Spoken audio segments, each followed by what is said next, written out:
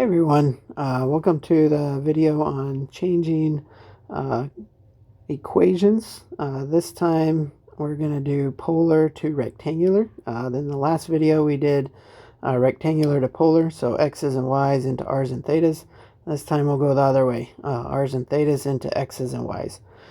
Just as a reminder, right, we have kind of these four equations up here as the equations that we're normally going to use when we're converting.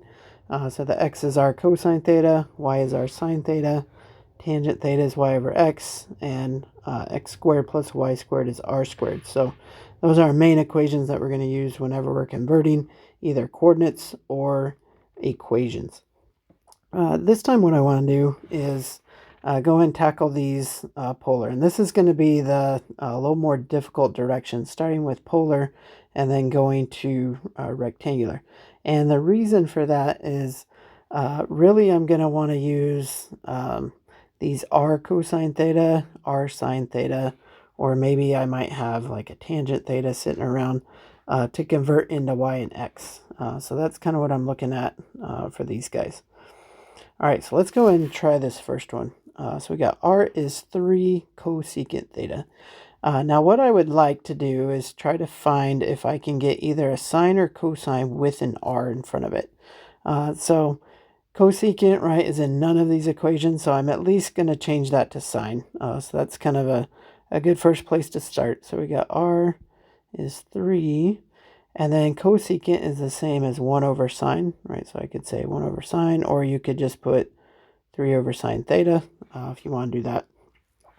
Once I got that, I don't really want any fractions either, right? I don't see any fractions up here other than the y over x, and that's not even something we're going to get because we only have r's and thetas. So what I'm going to try to do after that is multiply by both sides by sine theta to just get rid of that fraction. So I'm going to multiply by sine theta on both sides.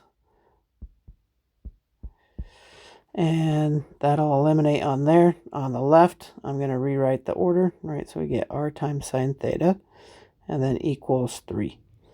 And then the r sine theta, right, I can go and replace with this guy up here, right? So replace that with y, and we just end up with y equals 3. So that's it. So this is actually a horizontal line, right? 3 units above what we normally call the x-axis. But in polar, right, r is 3 cosecant theta. That's just going to be y equals 3. We'll go and do a few more. Some of these are trickier than others. This one's kind of nice because when I start simplifying, I kind of automatically get that r next to the sine theta for free when I multiply by sine. That's not always the case, which we'll see in this next one. So this next one, we got r is 4 sine theta. Again, we want to try to get an r next to that sine. But this time, right, I don't need to divide anything because I already have sine. We don't want to get any other functions other than the sine, the cosine, and the tangent in there. So what I could do with something like this is maybe just multiply both sides by r. Right, so I'll just say times r on both sides. So times r and times r. Once I do that, I'm going to get an r squared. Right, r squared equals 4 times r sine theta. So that's what I get with that one. Once I get that r sine theta I can replace, right, with the y, and the r squared I can actually replace with that x squared plus y squared. So we'll go and do that. So we got x squared plus y squared. We keep the 4, and then the r sine theta we replace with a y. So there's the y. Technically, this is in rectangular form, right? So that is a rectangular form.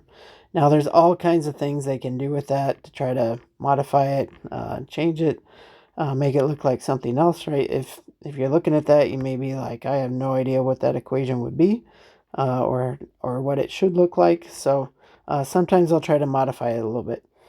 Usually they'll try to get a y equals if it's possible. With this one, it's not really possible because we have the y squared and another y kind of sitting around. So there's a few, I would say, common things that they'll do with something like this. Sometimes they'll just move everything over, make it equal to 0, call it good. So you might see something like this, right? X squared plus y squared minus 4y equals 0. And they just call that good, right? That's it. So they might do that. Sometimes they'll go through like a completing the square type of thing to get it to look like this is going to be a conic section. So they try to get it to look like the standard form of a conic. So you might see them maybe add 4 here. So I'm kind of completing the square with this y squared minus 4y. Add 4 to the other side. And we got x squared. If you're wondering why I picked 4, it's because half of that negative 4 is 2, and then when I square the 2, I get back to 4. So usually if you're completing the square, you'll take half the middle, square it. That's what I'm adding in. So y squared minus 4y plus 4 equals 4. And then they'll go ahead and rewrite this as a square. So this is y minus 2 squared. This whole thing right here. That y squared minus 4y plus 4, same as y minus 2 squared, equals 4. And we got the same x squared out front. So x squared plus y minus 2 squared is 4. This is a circle, right? Radius 2. It's been shifted up a couple units. So that would also be an answer you might see in the back. In case you're wondering what I'm looking for me, it doesn't really matter. You don't have to go through the whole completing the square type of stuff. So this first equation that's right here is fine for me. But just note, some teachers will want you to put it in maybe a conic form. So be careful with the directions if they want you to do that. Also, you may see that in the back of the book, right? Or some books will have that listed as the answer instead of the other one. You might think, oh, like, I'm completely wrong. No, you're not wrong. It's just, right, different forms. So just be aware of that, right? Just like some of the other equations, right, can have different forms. Sometimes these rectangular ones can also have different forms, especially if there's these squares involved. So, but for me, either of these is fine. We'll go and tackle the next one. I'm going to go ahead and move some of these equations down. So let me go ahead and do that. Let's do this. See if I can get it. And then we'll go ahead and move that down a bit. All right. So now we'll go ahead and tackle a few of these other guys. All right. So r is 2 over sine theta plus cosine theta. Change to rectangular, right? Again, we want an r, right? That's here. So the question is, how can I get an r with the sine and the cosine that's right there? So what I'm going to try, I'm going to switch colors again. Again, I don't want this denominator, so I'm just going to start by getting rid of that denominator right there. So we'll say r times both sides by this sine theta plus cosine theta. So on the right, we'll get rid of the fraction. On the left, we'll just have that as one of the factors, and then we got equals 2. Once I do that, it looks like if I distribute, I can get those r's with the sine and the cosine. So I'm going to go and distribute the r. So we got r times sine theta plus r cosine theta equals 2. And now I can just replace, right? So r sine theta, that is our y. So I'll just replace that with y. R cosine theta, that is our x. So I'll replace that with x. And then we got the equals 2. Again, this is an okay form, but not your usual form, right? You'll usually put it in a y equals. So most of the time you'll see this written as y equals, subtract the x on both sides, negative x plus 2, or maybe even 2 minus x. So this will probably be most of the time what you see, just because it's in that y is mx plus b type of form, the usual form for lines that we'll see. And it doesn't mean the other one is incorrect, right? It just means it's, not written in the usual form. So a lot of times you will see that y equals kind of as the final answer for those guys. All right, let's do a couple more here. This next one, is a little weird, D. So we'll go and try that next. So I got r is 2 minus cosine theta. And again, I might try just moving this guy right here down a bit so we have that available when we're looking at these. All right. And I want some extra space, so I might even move it like all the way down here. All right, so we got r is 2 minus cosine theta. Let's see what we're going to get for that. Just taking a look, right, I need an r next to that cosine. But if I multiply both sides by r, now I'm going to get an r by the 2. So that seems a little weird. But it's okay. We'll just go for it for now. The main thing I usually work on is getting rid of the trig functions, and if I have extra r's, I can deal with those later. So let's go and multiply both sides by r. All right, so times r times r. Don't forget that r is going to distribute through all of that, so we'll have an r squared on the left. And then we'll get a 2r minus r cosine theta. All right. And I'm going to do something a little unusual for this one, right? Which is I'm going to go and replace what I can, namely this r squared and this r cosine theta. And we'll see, we'll have to kind of just leave that r for a second. So I'm going to replace that r squared, right, with an x squared plus y squared, because I know I can do that. That r cosine theta, I know I can replace that with x. All right, so this is 2r minus x. So we got part of it replaced, but not the whole thing. I still have this extra r that's right there. So this r that's right here is kind of problematic. So this is definitely not completed yet. That r, though, I can maybe just replace by modifying this bottom equation a bit. So if I were to say need an r, I could say r is the square root of x squared plus y squared and replace it that way. So I might go ahead and try that. So we'll say x squared plus y squared. Let's move that x to the other side. So plus x equals 2 times that square root of x squared plus y squared. And generally, right, that could be a plus or minus, so you might think of that as maybe a plus or minus could be in there. But we'll go and do one thing next that will kind of take care of that. So what I'm going to do next is try to get rid of that root, right? Another thing you could do is on the previous equation, after you move the x, just leave it as 2r at that point. But what I'm going to do next is go ahead and square both sides. All right, so we'll go ahead and square both sides. Again, this is partly because, right,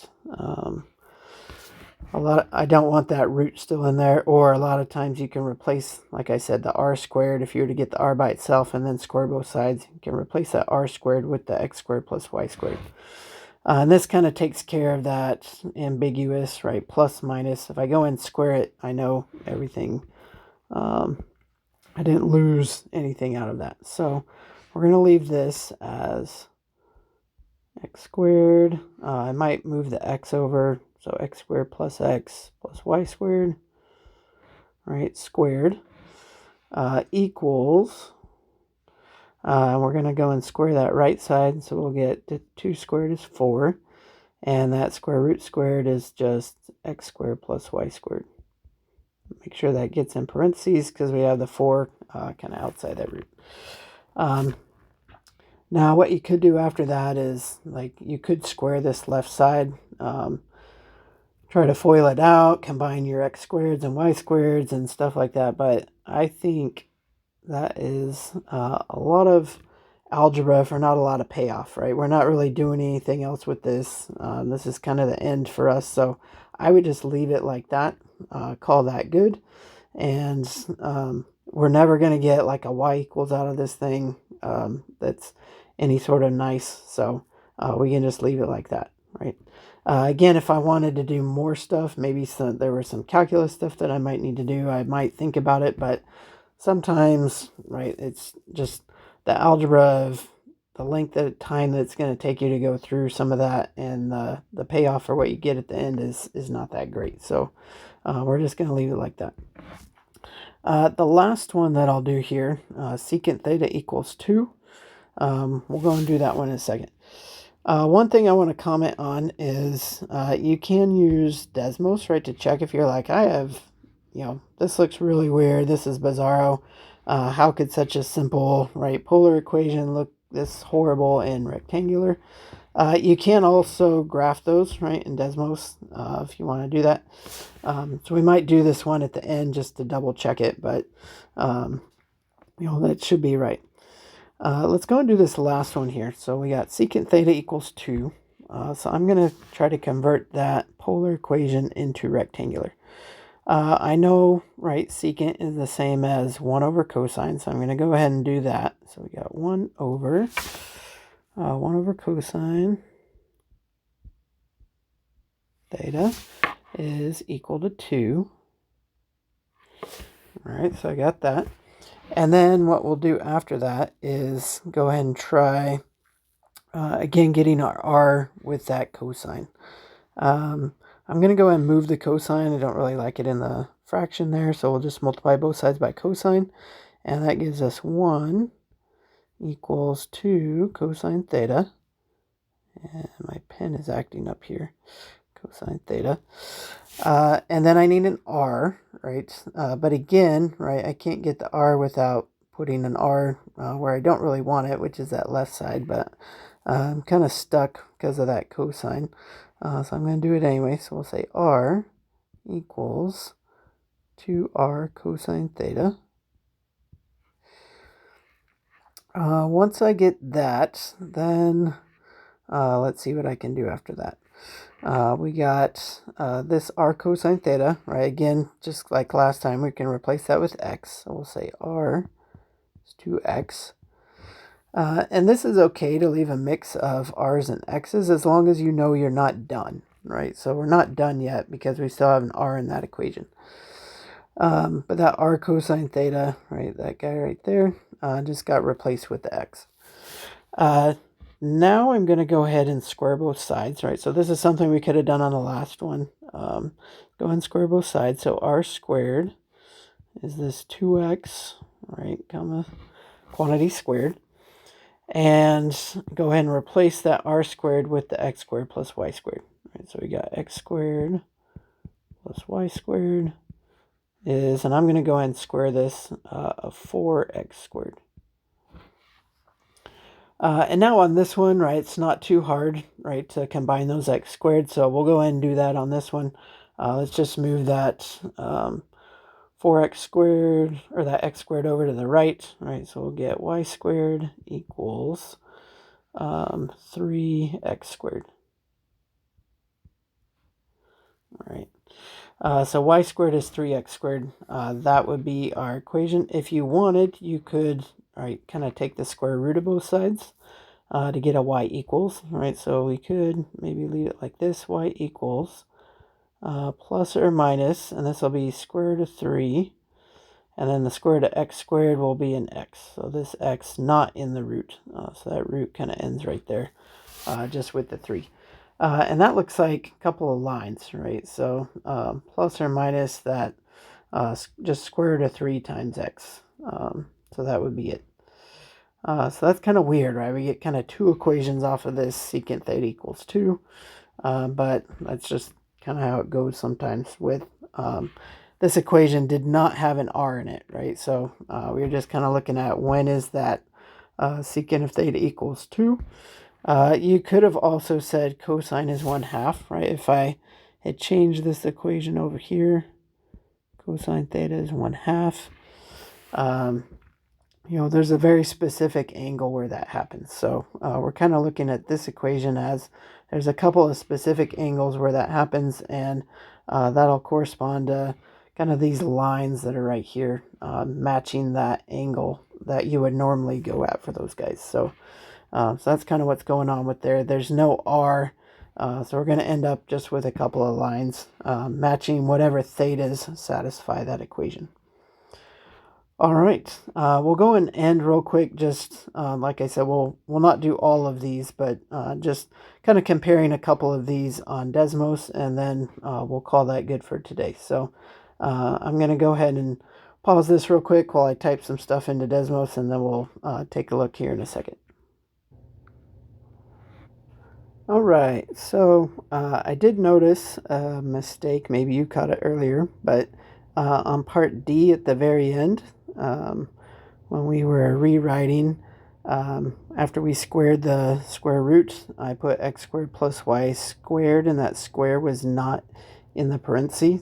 So you'll see that with that little blue highlight right there. That should have looked something like this. So this is the correct answer with that square inside the parenthesis. Again, maybe you caught that earlier, but if you didn't, you might want to change your notes. Make sure that square is inside the parenthesis right there.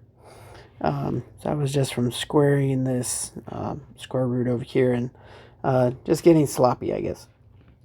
So what I've done in Desmos over here is graph that r is 2 minus cosine theta. All right, again, our theta is going to be between 0 and 2 pi. You can make the range bigger, but it'll just start repeating the same graph again. So it's not really going to give you any new points that you didn't already see. And then here's my rectangular one. If we graph that, you'll notice now that's a black line and it's right over the top of the purple. So those two, right, are going to be exactly the same, right, no matter what for those guys. So so we did get the right equation on that one. So this is just one way you can sometimes double check, is graph the polar, graph the rectangular, and just see if those graphs, actually match up. Now, one other thing I wanted to mention, if you try to graph this secant theta equals 2, so secant, right, theta equals 2. I'll go ahead and do that real quick. We're going to get an error. I'll go ahead and warn you ahead of time. Not going to be super excited about that, but secant theta equals 2 in Desmos, right, gives me this little triangle, and it says polar equations must be linear in R. So like I said, it uses that R to kind of indicate, oh, I have a polar equation. I should be graphing this, in a polar mode, and if there's no R, then it kind of just doesn't know what to do. So you might think, oh, well, let's just multiply both sides by R. That'll give us an R. So we could say times R on this side. Actually, let's do it this way and not have that first multiplication. And then times R on this side. And then between 0 and 2 pi, and now it's like, I don't know what to do, right? So again, kind of the same deal. That R is going to divide out, and it's just not able to find a bunch of points for generic R's that go through there. So Desmos is not going to be able to graph that one. At least I haven't found a way. If you find a way, let me know. But I haven't found a way for it to graph that one. So this is going to be one that you're just not gonna see. But we can still change it algebraically, right? Graph these guys, right? Y is the square root of 3. So I'll do square root of 3 times x. And y is that negative square root of 3 times x. So negative square root of 3 times x. And we'll see on that graph, it looks sort of like this. Let me go ahead and hide those. So these are, again, the two lines that form for that specific angle. This is where cosine is a half, so that would be your pi over 3 and 2 pi over 3, right? And you get positive r's and negative r's give you the whole line. So that kind of corresponds to those lines right there. The line that would go through that pi over 3 angle, the line that would go through that 2 pi over 3 angle. So these equations are correct, just Desmos won't graph the polar form. So just something to be aware of. If there are no r's in your equation, sometimes your graphing utilities will not be able to graph those. So those you just have to do algebraically.